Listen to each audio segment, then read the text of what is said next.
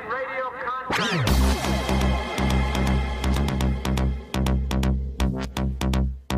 What kind of people are we?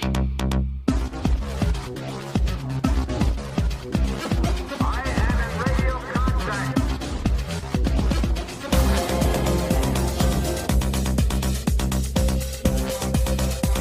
What kind of people are we? Attention crew, this is your Captain Caliban speaking. This is a supplemental episode of Enterprising Individuals, where we bring you news and tidbits from the world of Trek, also interviews with special guests, and a few little surprises along the way. And it's mostly news this week. As I'm sure you know, San Diego Comic-Con was last weekend, and the stars of Star Trek Discovery took to the stage of Hall H to give us a few details about Season 2 of Discovery, and I'll share those details with you today. Plus, we've got a new Star Trek Discovery Season 2 trailer, we've got news from around the Trek sphere, and some cocktails that are out of this world. Grab your flat hat and get the shotgun out from under the bar, and let's get underway. The nerds descended upon San Diego last weekend. That's how those pieces always start, isn't it? Get some new material. Anyway, San Diego Comic-Con was last weekend, and diligent fans were rewarded with an appearance from the cast of Star Trek Discovery for a panel in the famed Hall H. They were joined by executive producers Alex Kurtzman and Heather Caden, and the panel was hosted by incoming Discovery guest star and actress-comedian Tig Notaro. And it was hard to gauge, from a journalistic perspective. Don't get me wrong, the cast was in good spirits, and the fans were having fun. And we did learn a few things about the new show, but I can't help feel that just maybe there's still some even bigger announcements on the way at this year's Star Trek Las Vegas convention next week. However, we did get our first look at Discovery Season 2 in the form of a trailer available on YouTube, if you're inclined to check it out, and I suggest that you do, and more on that in a bit. Here's what we learned at the panel. Perhaps the most surprising thing is that before Discovery returns in January of 2019, we will get a series of 4 Trek shorts premiering in December of 2018. They'll run 10 to 15 minutes, and each one will focus on an individual character, Saru, Tilly, Harry Mudd, and a new character, Kraft, played by actor Aldous Hodge. The Kraft episode is called Calypso, and it was written by Pulitzer Prize-winning author Michael Chabon. This is fascinating news, and it sort of gets us close to the anthology idea that was Brian Fuller's original vision for Discovery. At any rate, it's something completely new for Trek visual storytelling, and it's a reflection of the show's embrace of its digital format. But most importantly, it proves me right when I said months ago that Star Trek Discovery was going to return in late 2018. You all said I was crazy, that there was no way it would happen, but here we are. The line forms to the left. Present your butts for kicking. Okay, I crossed a line a little bit, but seriously, it's amazing this show will be back at all, or in January, with the problems that they've had behind the scenes. Not to mention the good things that have been going on behind the scenes, like the development of 5 new shows, 2 movies. I couldn't have predicted that the show would lose a pair of showrunners and an executive producer, but clearly the show is embracing the fact that it's a streaming show, and it doesn't have to stick to the fall TV schedule, and they're producing these short films, so it's great to see the production is stretching its legs in the digital arena. I was totally right, though. Alex Kurtzman, or Kurtz, as I'm going to semi-ironically call him now for short, in an attempt to rebrand my dislike of his work into something fun. Kurtz announced that Season 2 would answer fans' canon concerns and that we would see Spock at some point in Season 2. Now, your humble reporter fancies himself something of a news hound and a skilled researcher, but there's a lot of noise online, and there's a fair amount of obfuscation from CBS, because, let's face it, they need to save some mystery for the show. And because of that, I couldn't ascertain with any certainty if Kurtz is referring to the young Spock, who we know we'll see in flashbacks, or an honest-to-goodness adult Lieutenant Spock. The Season 2 trailer implies that the new seasons will feature Spock prominently, and I read an interview with Kurtz that he did with Variety, where he talks about the difficulty of getting an actor who can act without emotion. But for the life of me, big shrug. I don't know if he's talking about a kid or an adult. I think it's safe to assume that, it's big Spock that we're getting. No, not Spock 2 from the Infinite Vulcan, although that would be awesome. I also read an interview with Zachary Quinto where it seemed like he might be floating that he might be asked or have some shot at it. Totally unclear. Clearly it would be easier to get an adult who couldn't show emotion than a kid, maybe, unless it was like a really creepy horror movie kid. I don't know. Anyway, we're getting Spock. Here's somebody else we're getting. Number one, the original number one from the unaired pilot, The Cage. She'll appear in season 2, originally played by Majel Barrett Roddenberry. Number one will be brought to life by Rebecca Romaine. That's a pretty good get. And get this, with Pike in the captain's chair of Discovery, number one will be captaining the Enterprise, which is awesome, and makes her number 0, or maybe number -1, I guess. Anyway, it's cool. Speaking of Pike actor Anson Mount said in an interview with TrekMovie.com that he was contracted for all 13 episodes of Season 2 of Discovery. Now, this doesn't mean he'll be in every episode, necessarily. I think we learned that with Harry Mudd last season when Rainn Wilson was contracted for like 9 episodes of Season 1, but he only appeared in 2. But Pike will definitely be sticking around for a while. Wilson Cruz announced that Dr. Culber will return to the show, and although he didn't get specific, he will be back in a very real way, not just in flashbacks or dream sequences or Spore network visions. So I'm pretty excited about that. When asked by a fan if Jason Isaacs would return at all as Captain Lorca, Kurtz said, maybe. And I'm maybe really excited about that, too. And Doug Jones let slip that we would be seeing the Kelpian homeworld this season and finding out more about the predator-prey dynamic of that world, and my threat ganglia are fully out for that. Mary Chieffo will return as L'Rell, a character I wasn't too sure about in the early part of the first season, but one who grew to be a favorite of mine, and she'll be the Chancellor of the Klingon Empire in Season 2. Or is that Chancelloratrix? Actually, doesn't matter. Klingon nouns have no gender. Klingon society, however, is very discriminatory for gender, and she'll have to deal with that as the season unfolds. Let's talk about the trailer for Season 2. This trailer, of course, looks gorgeous. I mean, it should, because reportedly the first few episodes of the season that it draws from went over budget, but all that money is on the screen. I'm one of those people that thinks that you can get a great Trek episode out of a few rented props, or say Nana Visitor yelling at Harris Yulin in a box. But I mean, if you've got a few dimes to rub together, put it on the screen. And they've done that here for sure. In the trailer, we see Pike come aboard and take control of the Discovery. We also see a space chase with some sort of shuttles or worker bee looking kind of craft. We see Burnham in what looks like a crash shuttle, and she sees, I don't know, something indistinct. But it looks kind of like a female form with wings or spikes coming out of it. And Burnham looks very affected by the sight. It kind of looks like the Eye of Sauron to me, if you squint, or if he squints. But that's not the canon that Kurtz was talking about. So we can only speculate for now. Maybe it's Giorgio in some form. Just spitballing here. We get a sense of what the story arc for the season will be. As Pike indicates, geez, I can't believe that I'm describing new actions by Captain Christopher Pike. I know some people think that trying to go back to some of these characters in this canon is sacrilege, but come on, Captain Pike! Anyway, Pike says that Starfleet has detected these signals or blips that are spread across the galaxy, and they've got to find out what they are. Meanwhile, it looks like Burnham goes aboard the Enterprise and learns that Spock is on leave, and she also learns that he might be connected somehow to the mysterious signals. This plotline has a real The Chase kind of vibe for me. That was the episode of TNG where the Enterprise is trying to beat the Romulans and other races to these clues about a possible progenitor race for the Milky Way. Speaking of Pike, I think it's cool and it's a great idea to have him captain the Discovery for most of the season.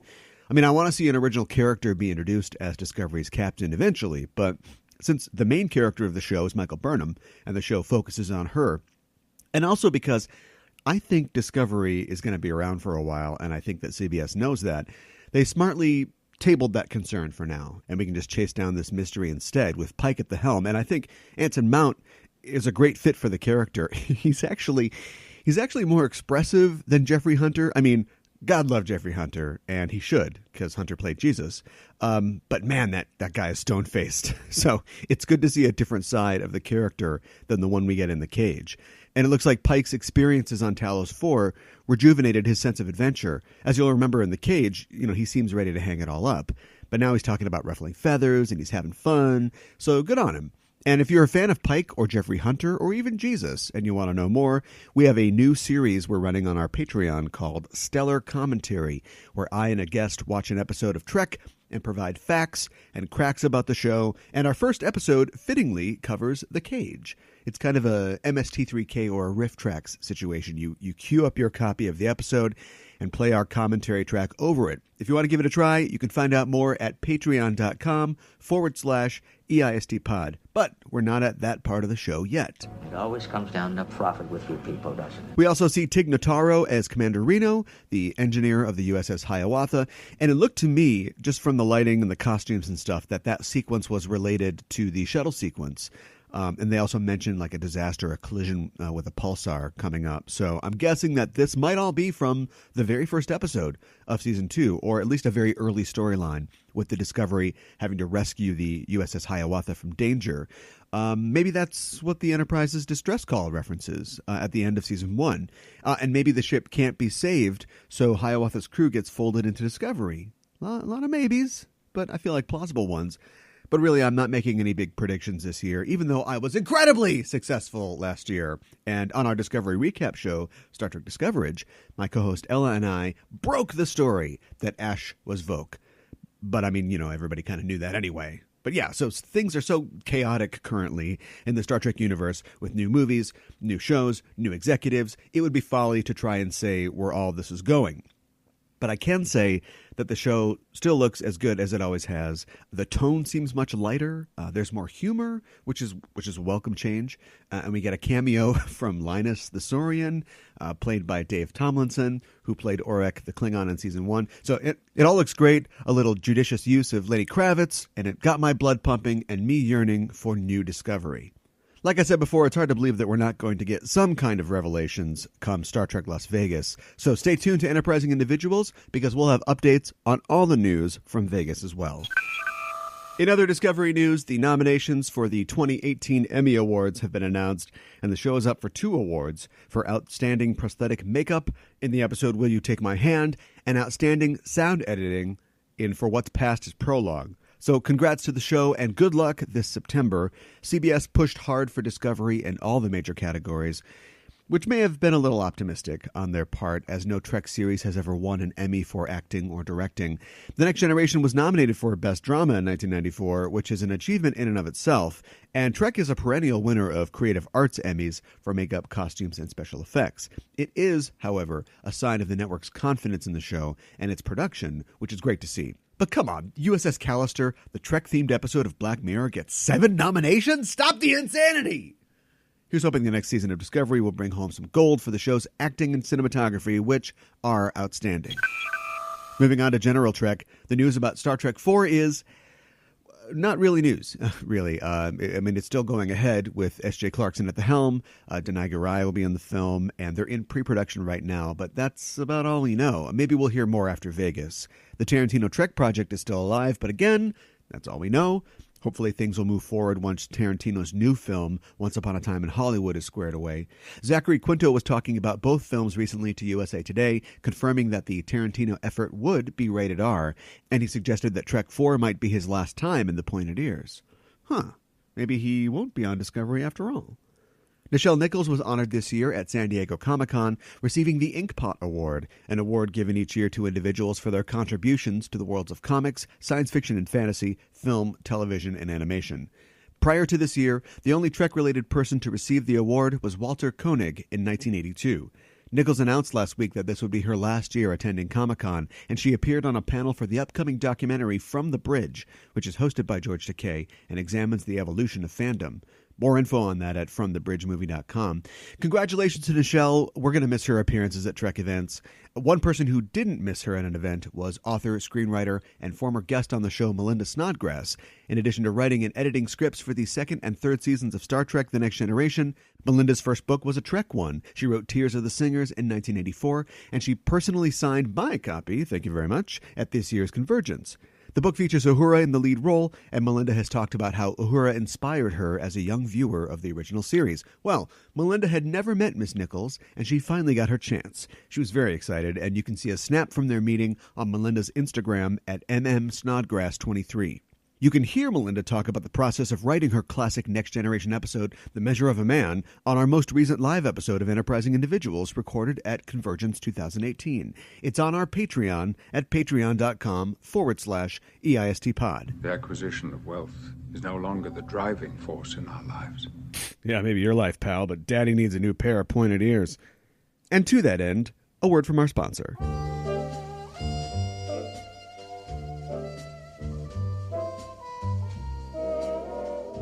Well, the next time you're having a get-together and you need that certain party favor to ensure that your wife's parents give up on you completely, why not reach for 10 Forward Vodka? Yes, Star Trek has an officially licensed line of select spirits, and the latest is a premium blend of vodka named for Guinan's famous bar on the USS Enterprise D. No synthahol this. It's genuine actual booze in an L-Cars graphic-adorned bottle that will have your non-Trek friends saying, "Just keep pouring, nerd," at your next get-together. And as if that wasn't enough, this vodka has been to space. Well, sort of. Silver Screen Bottling Company, the makers of 10 Forward, have sent a batch of their premium vodka to the edge of space on a high-altitude balloon and have mixed that batch with the rest of their stock so each bottle contains at least a few molecules that have actually been to space. Still beats the pants off of homeopathic vodka at any rate. Pour out a measure of 10 Forward for a martini and shake it like a Desilu camera during a bridge battle scene.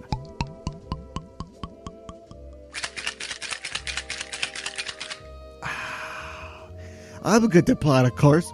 Don't worry about it. You're drunk. I am not. Yes, you are. This is actually the second offering in Silver Screen's Trek licensed line. You may have heard of James T. Kirk Signature Bourbon Whiskey, which does not make a ton of sense, as he's from Iowa, not Kentucky, where bourbon whiskey comes from. However, bourbon is made from corn. And have you been to Iowa? They've got corn everywhere. It's in the fields, it's in their gas, they use it for currency, so we can give this one a pass, I think. More entries in the Trek liquor line can't be far behind. There was a company selling blood wine a few years ago, but their website is 404 as of this recording, so that might be an option for Silver Screen. You may also think that Montgomery Scott's physics-changing Scotch whiskey might be the logical next step, but allow me to make a suggestion. Scotty's Ganymede liqueur. The slogan? That's green. Well, we here at the show don't have any booze to peddle you, but we can offer you the entirety of Amazon at your fingertips. When you click through our banner on Enterprising Individuals and shop on Amazon, a percentage of your transaction comes back to us at no extra cost to you and helps keep the Warp Core lit here. And this counts for anything, not just Star Trek stuff. If you can find some kind of sci-fi themed booze, like Robert A. Heinlein's The Moon is a Harsh Malbec, or Isaac Asimov's I, Riesling, or Arthur C. Clarke's 2001. A good year. You can actually bookmark the banner from our page, and when you click through to Amazon that way, whatever you buy, the same deal applies. If you're in the mood for something Star Trek related, though, may I recommend the Kindle edition of Melinda Snodgrass's Tears of the Singers, available on Amazon. How many books have you seen that feature Uhura, and that specifically feature her ability to sing as a plot point? I think just this one. Probably just this one. So check that out. I'll include a link in the show notes. And maybe you're saying, no time for Amazon, I've got to get me some of that space hooch. Maybe it'll give me superpowers. To which I would say, I think you're more likely headed for an Andromeda strain scenario, but that's your business. But I would also say, if you like what you hear on Enterprising Individuals and you want to support the show, why not head to our Patreon page at patreon.com/EISTpod. It's there that you can sign up to be a crew member for the show for a small monthly donation, and you can get access to our exclusive subscriber content, like our live shows, including our live show with Melinda Snodgrass, recorded at Convergence 2018 of this year, my DS9 rewatch recaps, and our new episode commentaries, like our latest commentary for The Cage. There's also show merchandise and more. Just head to patreon.com/EISTPOD. Become a member of the crew today. And on that note, I'd like to introduce you to the latest member of our crew, Lieutenant Dan Garino. Dan is a journalist and author, and he's got a new book, Comic Shop, The Retail Mavericks Who Gave Us a New Geek Culture, which is a fascinating look into the early days of the retail side of the comic industry and also of comic conventions. I'll leave a link in the show notes where you can check out his book. You can also find out more about Dan at his website, Dan Garino, that's GEARINO.com. Welcome aboard, Dan, and get to work! Anyone can join our crew. We're not picky. At patreon.com/EISTpod. As always, anything you contribute to the show will be appreciated and will help keep us flying. Thanks. Our top comment on social media this week comes from former guest on the show and author Kevin Lauderdale. Kevin was on last year to talk about Harlan Ellison's original series episode, The City on the Edge of Forever, and he was commenting on our latest supplemental episode where we paid tribute to Harlan. Kevin writes on Facebook, I started listening to this and I said to myself, I'm going to have to go back to the City on the Edge of Forever episode and listen to what I said about Harlan Ellison. What a delight to find that pertinent excerpts from that show are here. Thanks. And sort of an honor to share airtime with my pal Scott Pearson again, who was also on the show. To which Scott Pearson replied, sort of? Oh, Scott. Scott. It feels weird to say this, but it was fun putting together that episode, even though the circumstances were elegiac. Harlan has reached into so many people's lives, like not with neck-grasping hands necessarily, but with so much of his material, and it was great to hear from some of the people, some of the creators, that his work in life had touched. So thank you for your comment, Kevin. For making top comment, you win a lifetime supply of Scott Pearson repellent, now with fresh lavender scent. Scott.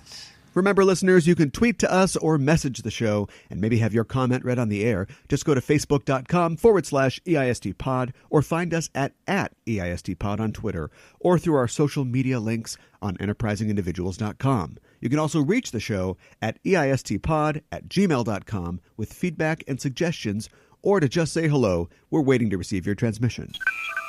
And that's it for this supplemental episode of Enterprising Individuals. If you're an Apple Podcasts listener and you haven't yet, why not look us up on Apple Podcasts and make sure that you're subscribed to the show. Also, write us a little review if the spirit moves you, and give us a rating at the very least. We'd appreciate it, and it really helps. If you're not an Apple Podcast listener, you can still subscribe to the show on Google Podcasts or Stitcher or wherever you get the show from. And if you leave positive comments and ratings and reviews on those platforms as well, we would be eternally grateful. Next week on Enterprising Individuals. It is a phaser which I see before me, the handle toward my hand. Come, let me clutch thee. Wow, thy setting is on full and would have holed the bulkhead through. There's a lot of overlap betwixt Star Trek and Shakespeare, epic scope, tangled language, family conflicts, conflicted heroes, base villains, slings and arrows, and so on. But when a band of poor players comes aboard the Enterprise, Kirk must face a villain from his past, a man who has sought to escape from his previous life, but one whose hands may ne'er be clean. Writer and game designer Robin Laws joins the show next week to discuss an episode of Star Trek The Original Series that explores whether or not what's gone and what's past help should be past grief. It's The Conscience of the King, next time on Enterprising Individuals. And until then, I'm your Captain Caliban signing off and saying, live long and prosper.